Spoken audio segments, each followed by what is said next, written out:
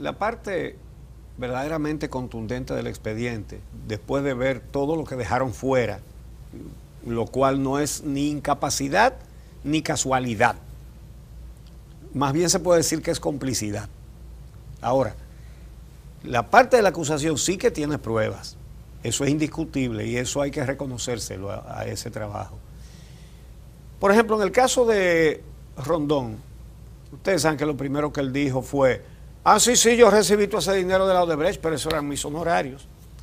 Pero entonces están las declaraciones premiadas de los ejecutivos de Odebrecht. Las delaciones premiadas, que va a ser una discusión el tema de las delaciones premiadas, porque también los abogados defensores de varios de los imputados y algunos juristas que no están defendiendo también a otros imputados, dicen que no son válidas en un tribunal aquí las delaciones hechas en Brasil.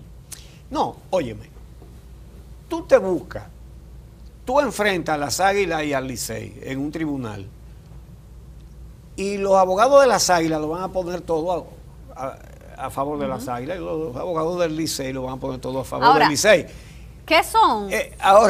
Pero ¿qué sí son? Son una herramienta importante para poder cotejar el Ministerio Público en espacio y tiempo esas delaciones con evidencias, bueno, por ejemplo, con documentos. O sea, cuando un delator de Odebrecht, un exfuncionario de Odebrecht o ejecutivo dice, le dimos tanto a fulano de tal, bueno, pues a partir de esa delación el Ministerio Público tiene que tratar de hacer el seguimiento del dinero, que ellos dicen, ver cuáles fueron las transferencias, las empresas que se crearon para recibir ese dinero, y sobre todo en el caso de Ángel Rondón y Víctor Díaz Rúa, ellos han podido identificar una serie de entramados societarios y de transferencias bancarias. Vamos a ver, lo que ellos dicen es que ellos le dieron dinero a Ángel Rondón para que sobornara a funcionarios y legisladores y le aprobaran su proyecto. Eso es lo que ellos dicen.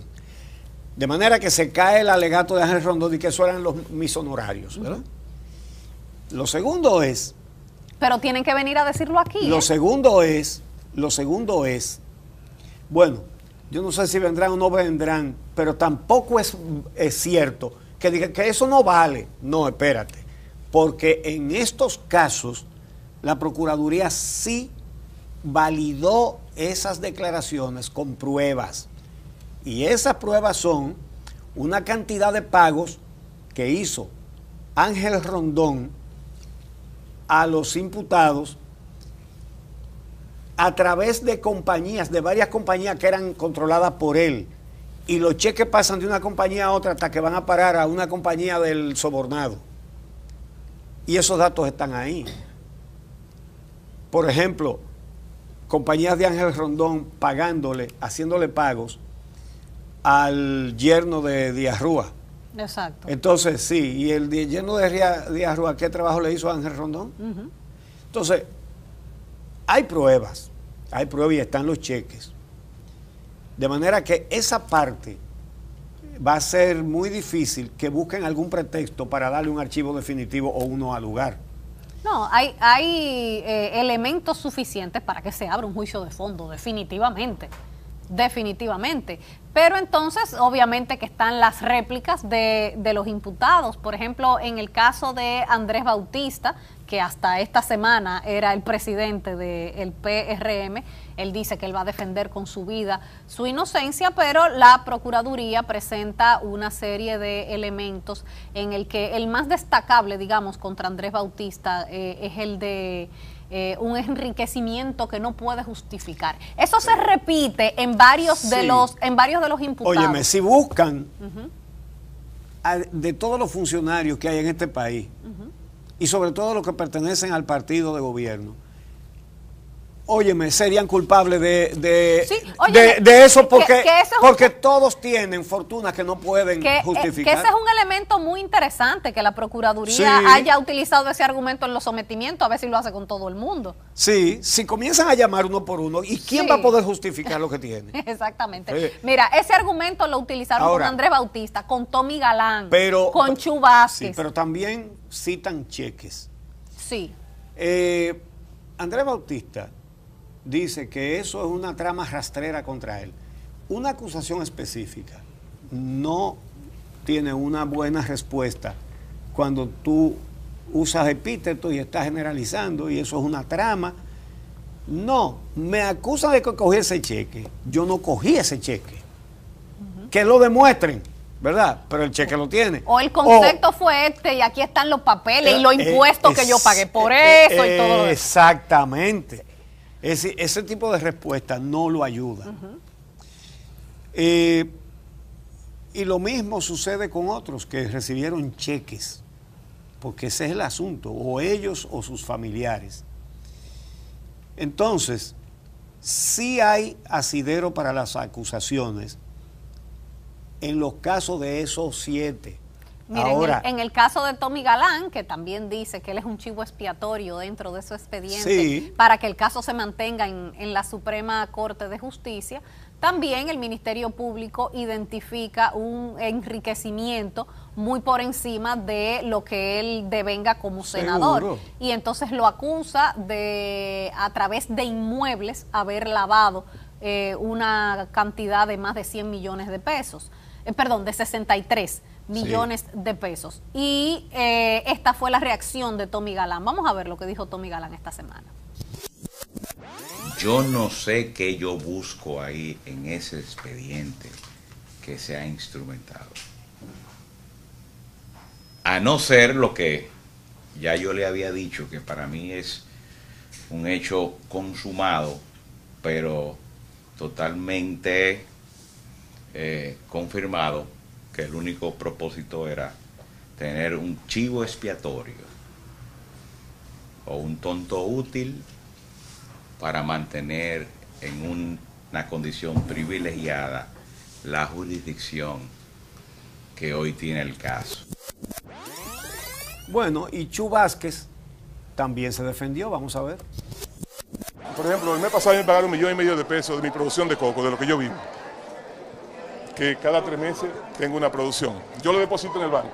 Del banco yo le pago a las diferentes personas que yo le debo, a quienes han trabajado conmigo para generar ese coco. Es decir, de ese $1,5 millones de pesos pueden moverse 10 millones de pesos con $1,5 millones de pesos. Si yo saco ese dinero, lo paso a la cuenta de mi esposa, que mi esposa le pague a otro. Todo eso son movimientos financieros, no es dinero que yo tengo.